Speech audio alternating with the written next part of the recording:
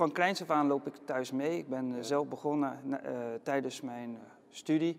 Ben ik eigenlijk begonnen met de kleine dingen, met de montage, met het opruimen, de auto's leegmaken, schoonmaken. Ja. Eigenlijk wou ik altijd al in het bedrijf. Ja, toen je 12, 13, 14 was? Is altijd mijn passie geweest. Ja. En mijn ouders hebben gezegd van, dat mag. Je mag bij ons in het bedrijf gaan, het hoeft niet. Okay. Misschien liever niet dan wel. Want mijn vader zei, het is ook altijd een hele verantwoordelijkheid om het door te geven. Ja. Ik wou het altijd graag. Ben toen ook gaan studeren die richting. En eigenlijk vanaf het moment dat ik terug ben gekomen, terug naar Limburg, ja, voelt het als een warme deken. Voelt het helemaal goed. Ja. Ik was de enige op school, ik zat op de middelbare school in Kerkrade. Ik was de enige die naar de Randstad ging om te studeren. Ja. Naar Rotterdam toe ging. Omdat ik altijd zoiets had van, ik wil terug naar de Randstad. Daar gebeurt het allemaal, daar is het hippe leven. Gaat het sneller. Ja. Maar na 4 jaar in Rotterdam begon ik toch echt wel te merken dat Limburg meer thuis voor mij is dan de Randstad. Okay. En is voor mij nooit ten sprake geweest of ik daar zou blijven. Ik wou terug naar hier toe. Aan wat voor dingen ligt dat dan? Dat je zegt, het voelt toch iets beter? Het is wat warmer allemaal. Okay. Het is wat minder hard, het is wat warmer, het is wat gezelliger. De mensen zijn vriendelijker, vind ik. Okay. Origine ben ik zelf ook een Hollander, dus dat klinkt misschien heel raar. Ja. Maar nee, hier voel ik me thuis, hier voel ik me op mijn gemak. Een kick kan ik van de meest kleine dingen krijgen. Het mooiste vind ik natuurlijk als mensen bij ons binnenkomen, die helemaal blanco binnenkomen. Het enige wat ze eigenlijk willen is een goed slaapsysteem. En dan gewoon van A tot Z een hele slaapsysteem samenstellen. Daar kan ik eigenlijk ook wel mijn opleidingen kwijt. Ik heb binnenhuisarchitectuur gestudeerd. Ja. En ja, dan vind ik het ook het leukste. En bij een bed komen mensen voor een heel groot stuk voor advies. Ja. Mensen hebben vaak symptomen, problemen, klachten. En om dan samen met mensen tot het ideale bed te komen. En wat er ook nog helemaal super mooi uitziet en wat helemaal binnen hun stijl past.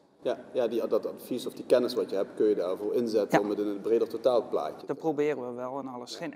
Wij proberen echt een maatwerk te leveren. Ja. Je kunt genoeg bedden kopen, complete setjes.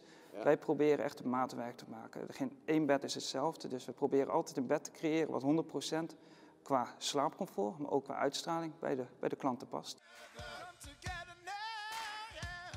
Ik denk dat ik echt mede-eigenaar ben geworden bij mijn ouders in Simpelveld. Dat is nu een jaar of 6 geleden geweest.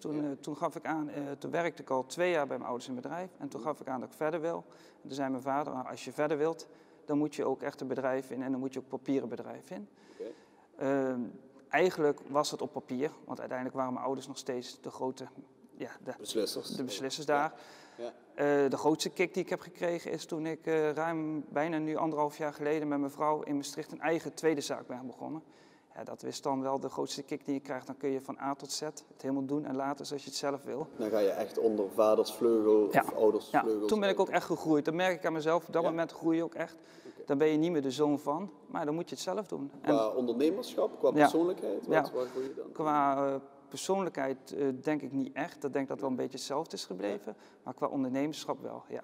Vroeger kon ik altijd terugvallen. En als er zware, moeilijke beslissingen waren, dan waren altijd mijn ouders nog daar. Maar nu moet je het helemaal zelf doen. Ja. En dan staat binnenkort over een aantal maanden op de planning dat je het helemaal gaat overnemen. Ja, dat is altijd een stap die ik altijd gewild heb. Mijn ouders zijn ondertussen 65, vind ik een mooie leeftijd. Ja. Het blijft in het familiebedrijf altijd een hekelpunt. Ja. Misschien heb ik het ook wel, ik heb het wel echt aangekaart bij mijn ouders. Ze staan er 100% achter. Maar het moet gewoon duidelijk zijn, als ik met mijn vrouw doorga met het bedrijf en ook met Simpelveld, wat we heel graag willen, dan moeten wij het gaan doen. En dan moet ook voor onze collega's duidelijk zijn wie aan het roer staat.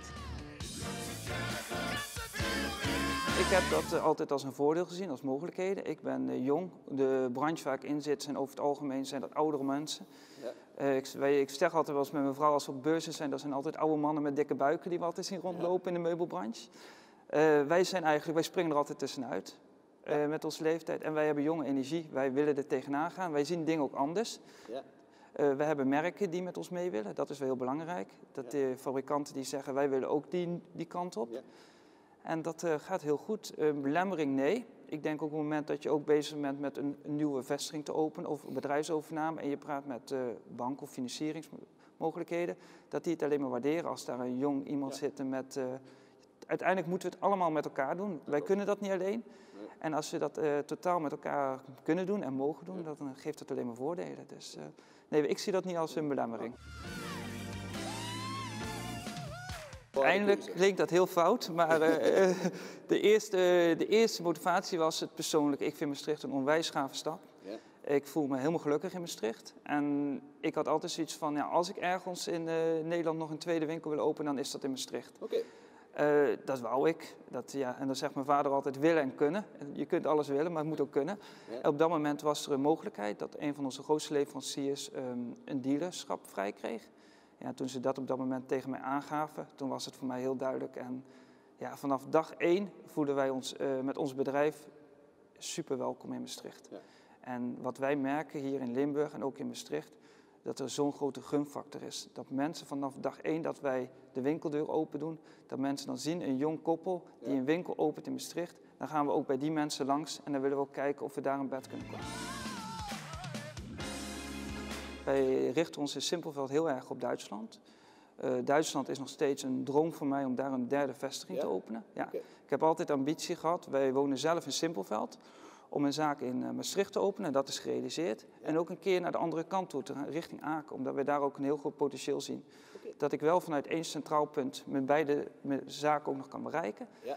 Maar Duitsland doet het op dit moment voor ons in Simpelveld heel goed. We richten ons via internet heel erg erop, om de mensen naar ons toe te trekken. Duitse mensen kennen de type zaken als wij ook niet hebben. Nee. En daar heb je hele grote meubelzaken waar 80 bedden op een rij staan. Ik zeg altijd, die staan er gewoon heel kaal, niet sexy bij. Er is heel weinig gevoel bij. Ja. En als die mensen dan bij ons in de winkel komen en ze zien alle bedden mooi staan en ze krijgen ook de persoonlijke aandacht. En een familiebedrijf, dat vinden de Duitsers over het algemeen ook heel prettig. Dan doen we het heel goed ermee. Okay. Hier in België, hier in Maastricht merken we heel erg dat we juist veel meer Belgische mensen trekken. Ja. Franstalig België niet zo erg, nee. Wallonië, maar Vlaanderen wel. Okay. En dat is gewoon wel een hele mooie markt. Bij allebei moet het je passie zijn, je moet je droom zijn. Je moet iets gaan doen wat je echt leuk vindt. Je moet dat ook uitstralen in je bedrijf. Je moet niet iets doen om geld te gaan verdienen. Je moet echt doen omdat dat je leven is. En als je dat gevoel hebt, dan moet je het gewoon gaan doen. Je kunt beter spijt hebben van de dingen die je gedaan hebt dan de dingen die je niet gedaan hebt. En dat is denk ik wel heel belangrijk. Natuurlijk, het kan mislukken.